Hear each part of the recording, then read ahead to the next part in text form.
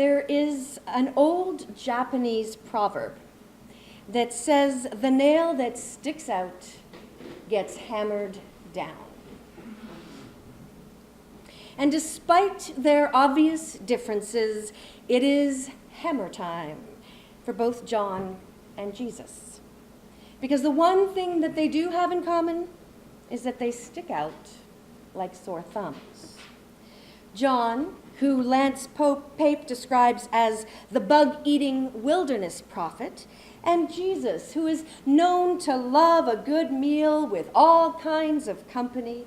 John, who wears scratchy shirts on purpose. And Jesus, who can occasionally be persuaded to invoke the power of Yahweh to keep the wine flowing at a wedding. John, who addresses his hearers as "you brood of vipers." And Jesus, who in Matthew opens his signature Sermon on the Mount with "congratulations." But the differences don't seem to matter much to the children of Israel, who seem to be suffering from Goldilocks syndrome. John and the God that John represents is just too severe, while Jesus and the God that Jesus represents is just too accepting.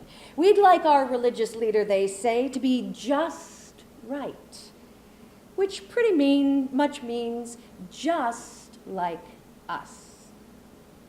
So they serve up a lukewarm God made from a made-in-our-image recipe that leaves the hungry soul wanting. Now in 2016, just last year, Microsoft released a made-in-our-own-image, artificially intelligent chat box on Twitter. Tay, as it was called, was supposed to learn from and mimic human conversations on Twitter. Well, she did. It took less than 24 hours for Tay to become a racist, misogynist bigot. And Microsoft pulled Tay offline that same day. Now this year, a new AI has come on the scene called InspiroBot. And InspiroBot has been designed to create motivational posters with pretty quotes that are inspiring on the backdrops of beautiful lakesides to make humans feel good about themselves. And millions of people, including me, flocked to the site to give it a try.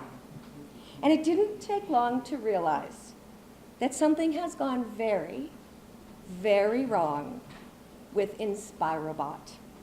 Now, occasionally, InspiroBot comes up with an odd quote that comes close to being inspiring, like the one that was generated for me yesterday. Simply being on speed doesn't mean you're a tragedy.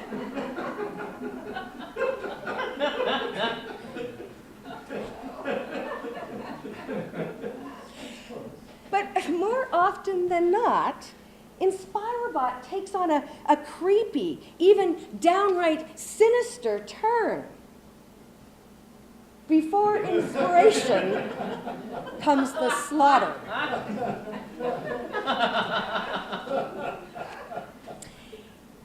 And often InspiroBot produces posters that do the exact opposite of what InspiroBot was created to do. Just keep panicking.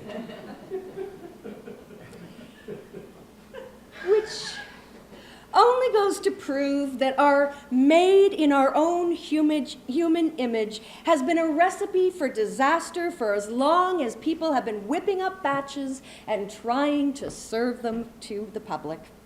And the consequences of the recipe are particularly tragic when we use the formula to recreate God. For our homemade God simply reinforces our prejudice, hates the same people we hate, reinforces our phobias, and enables our complacency. And Jesus notes that the smarter a person is, the more likely they are to waste time on a build-it-yourself deity. And while deep down we know that God can't be reproduced through hard work, it seems that we're not ready to give up trying, because surrendering to the mystery would be scary.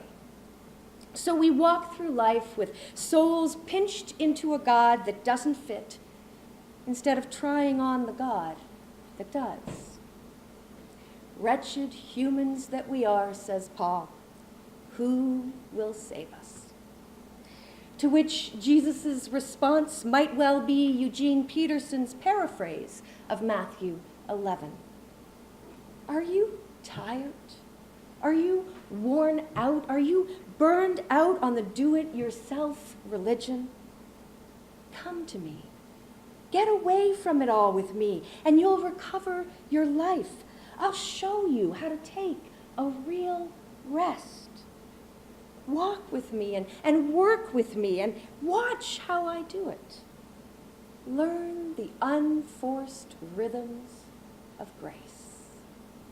The unforced rhythms of grace. I won't lay anything ill-fitting or too heavy on you. Keep company with me, and you'll learn to live freely and lightly. Last week, as I was making my way up to Bloor Street, I ran into an old friend of mine from my acting days.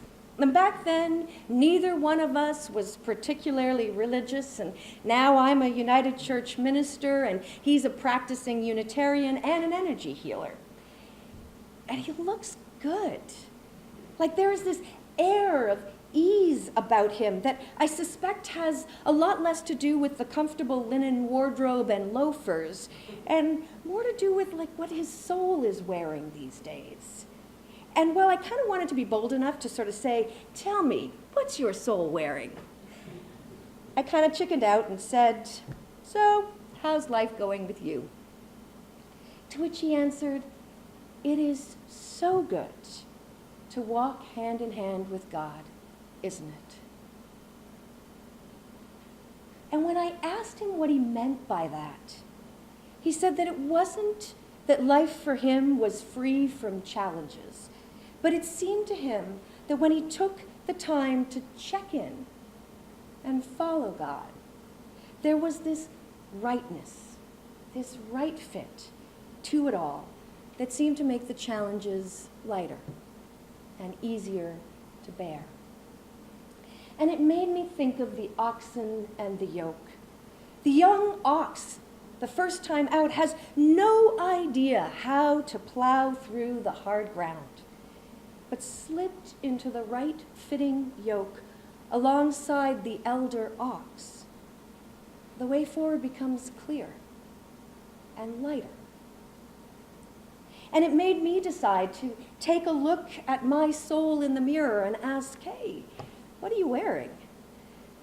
And it turns out that over the years, I'd been filling my spiritual closet with all kinds of ill-fitting things that were either too snug or too loose or too god-awful to mention. And I was thinking that perhaps it's time to have a church rummage sale. An invitation for each one of us to purge what isn't of God and allow for the unforced rhythms of grace to take up residence once again.